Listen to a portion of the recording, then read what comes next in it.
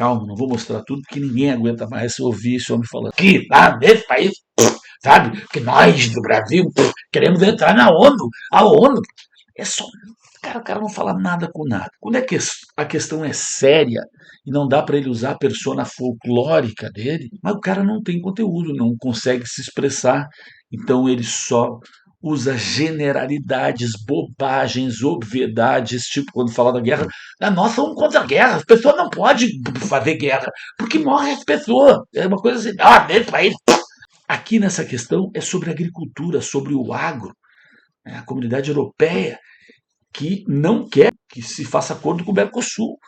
Macron está desgastado também na França e no mundo, mas tu vê, é outro nível de conversa. Tem conteúdo, tem personalidade, fala as coisas. O outro fica só querendo, vem cá, meu amigo, mas nós somos amigos. Nós temos que encontrar um ponto comum das nossas amizades. É uma coisa desse sentido, que não é nada. Ouve. Bonjour, bom dia. Frédéric Saïs de Radio France. Bom dia, Frédéric Saïs, Rádio France. Senhor presidente Lula, o senhor acaba de falar do seu apoio entusiasta ao acordo Mercosul, UE-Mercosul. O que o senhor pode dizer aos agricultores franceses que, como o senhor sabe, temem uma distorção do mercado? E o senhor Macron, o senhor presidente, diz que o texto era inaceitável tal como está neste momento. Ora, as negociações duram há mais de 20 anos. O que é que o senhor pode dizer ao presidente Lula, que acaba de lhe pedir de abrir o seu coração? Obrigado. Aqui no Abrir o Coração, só para esclarecer na outra pergunta, ele vai ser presidente do Mercosul. Daqui a pouco ele vai assumir a posse como presidente do Mercosul. Ele vai ficar 6 meses como presidente, que ele não vai deixar a presidência sem fechar o acordo com a comunidade europeia. Portanto, meu querido e maravilhoso Macron, abra seu coração e vamos fechar esse acordo. Bobagem, né? Vai, segue. Bom, o interesse dos agricultores foi isso mesmo que nós dissemos há pouco. Do ponto de vista estratégico, a França é a favor do comércio livre e equitativo. Somos favoráveis à negociação desses acordos. Eu próprio defendi acordos que nós conseguimos melhorar, aprimorar com o Canadá, por exemplo que eu citei.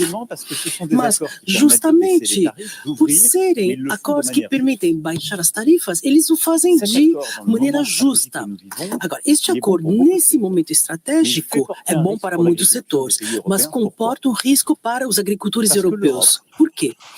Porque a Europa, por conta de princípios que o presidente Lula e seu governo compartilham, ele defendeu muito bem, aliás, há pouco, a ecologia, reduzir a emissão de CO2, proteger a biodiversidade. Por essas razões, proibimos aos nossos agricultores utilizarem esses agrotóxicos, por exemplo, respeitar mais o meio ambiente. Mas os países do Mercosul não estão no mesmo nível de regulamentação. É uma discrepância. Não é uma discrepância de competitividade ou de qualidade, mas é uma discrepância na regulamentação. A regulamentação para os agricultores da comunidade europeia é muito rígida. Eles têm que cumprir. E eles acabam, então, na hora da competição, ficando em pé de desigualdade. É isso que ele está falando. Especificamente, ele fez aquele agrado sobre a ecologia, sobre as coisas climáticas, que esse aí só fala isso agora, ele se acha erudito, né? CO2, nem sabe o que está falando, mas esse está sendo específico. A gente quer fazer o relacionamento, mas os nossos agricultores aqui da Europa eles estão sendo muito taxados, muito regulamentados, enquanto que os da América do Sul não. É sobre isso que se trata, tá? Como é que eu vou explicar aos agricultores que, no momento em que eu exijo que respeitem as normas, eu abro o mercado para produtos que não respeitam essas normas? Qual vai ser o resultado? O clima não sai beneficiado, vamos matar a nossa agricultura, isso é injusto e não é a visão do presidente Lula. Por isso que eu disse, temos que melhorar, aprimorar o acordo, temos que trabalhar para termos cláusulas de salvaguarda, cláusulas espelho, para que neste setor consigamos dizer. E temos 6 meses, já que o presidente Lula vai assumir a presidência de 6 meses e tem esse entusiasmo. Sim, queremos mais comércio, mas devemos respeitar nossos agricultores e também temos que respeitar a coerência das nossas ambições. Senão, de nada vale a Europa defender o clima, mas fechar sua indústria, seu comércio, sua agricultura, ela importaria tudo e acabaria com os agricultores que não teriam mais mercado. Então, a conclusão é essa. Temos que aprimorar o texto, ele tem que incluir cláusulas espelho ou medidas de salvaguarda. O que queremos é que haja um protocolo adicional sobre esse setor, dizendo que quando há desestabilizações no mercado que não são justas, podemos introduzir freios.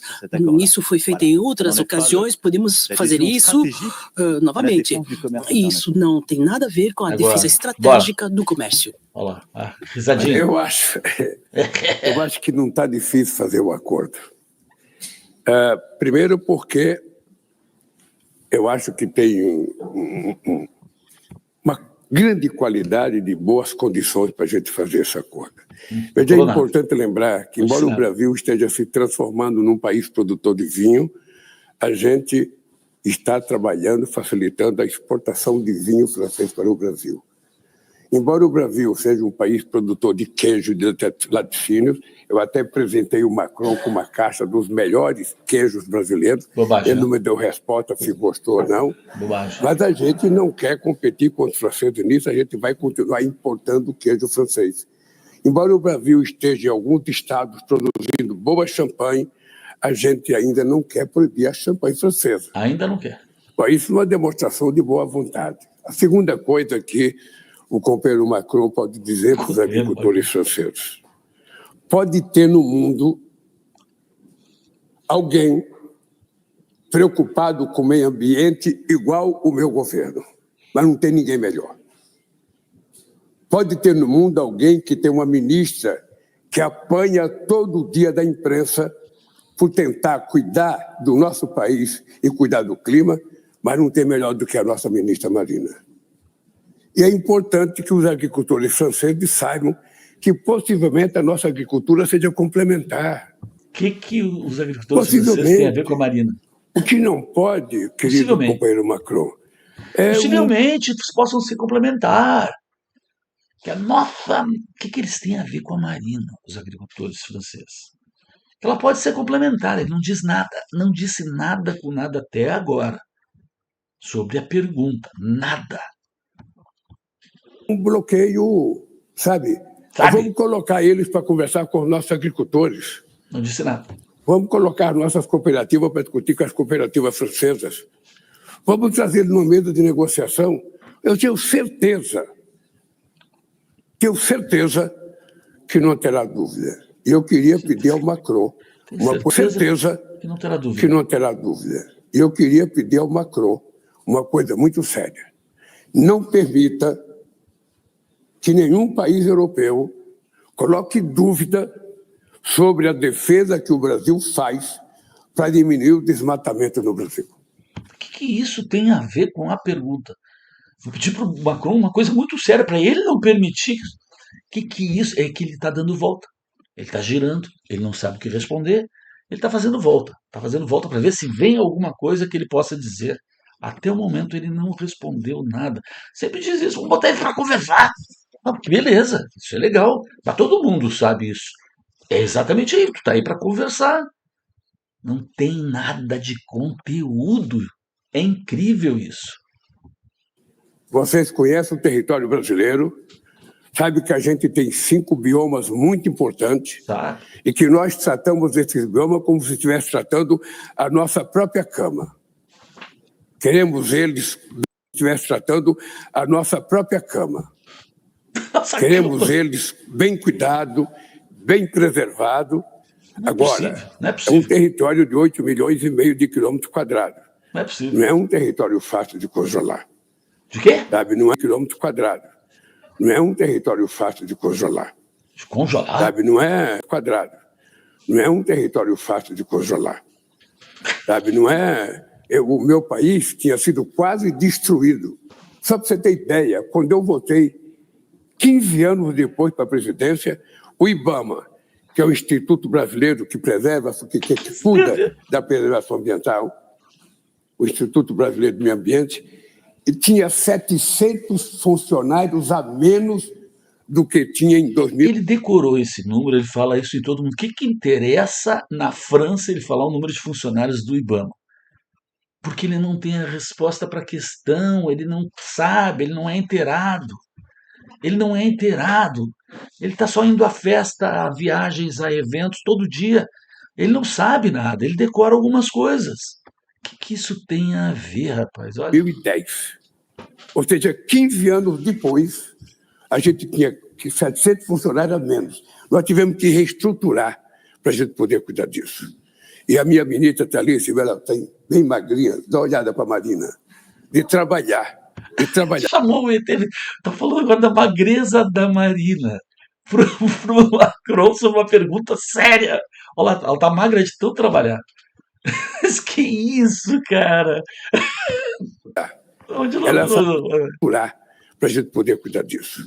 E a minha ministra Thalícia, ela tem bem magrinha, dá uma olhada para a Marina, de trabalhar.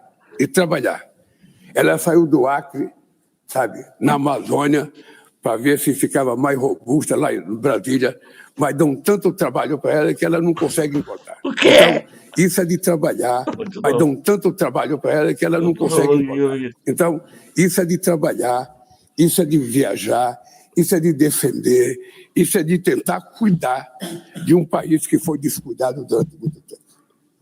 Nós pegamos o país numa frase em que a palavra mais ditada no Brasil era abre as porteiras para o gado passar.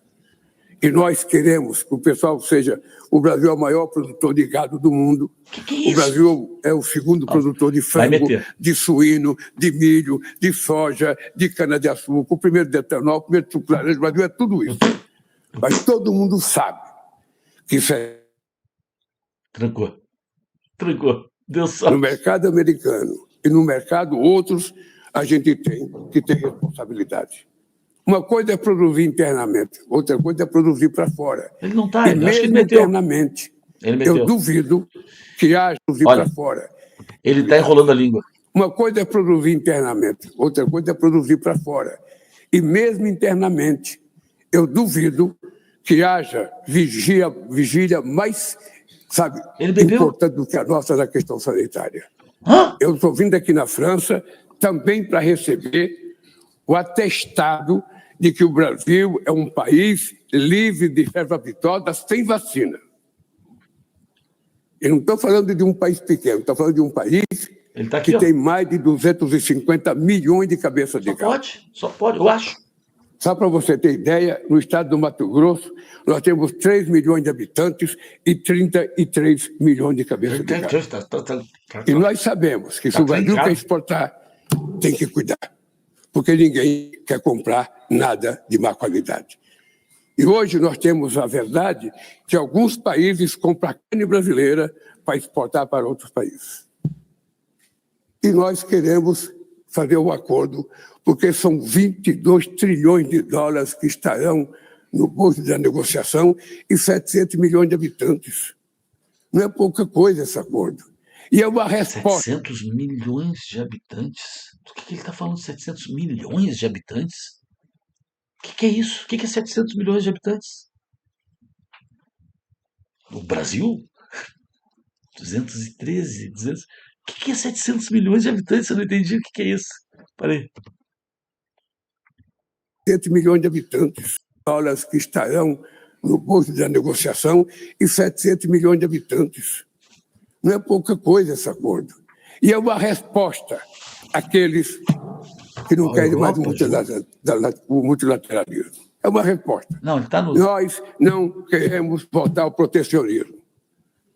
Nos anos 80 me convenceram. Me convenceram de que era preciso ter livre comércio, eu era contra.